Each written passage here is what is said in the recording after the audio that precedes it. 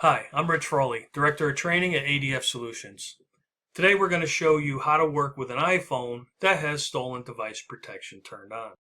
You may have come across a device that you had consent for, but when you went to open the device with the passcode, you were prompted by an additional biometric Face ID or Touch ID.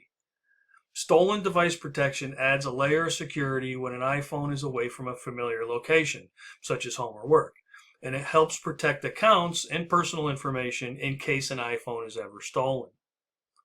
Stolen device protection can be set to only be required when away from that familiar location, or it can be set to always require the additional protections. Stolen device protection has been available since iOS 17.3. When stolen device protection is activated, it will require that biometric authentication be used for certain functions. Most importantly, to use passwords or passkeys saved in the keychain.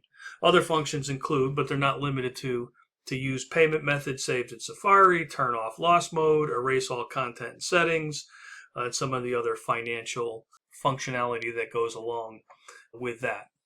When this is activated, there is no passcode alternative or fallback. The biometric IDs will be required. There's also a security delay that requires an hour wait and another biometric ID. Most importantly, add or remove Face ID or Touch ID and change your iPhone passcode, along with some other functionality that will require that security delay. We need to be aware of this functionality when using MDI or ADF Pro at a location that is not familiar to the iPhone. If you're using MDI or ADF Pro at the scene, then all should be good. If you're going to remove the phone from the home or work locations and the victim or witness or consensual individual is not going to be with you, then have them remove the functionality when you are with them. It's pretty simple.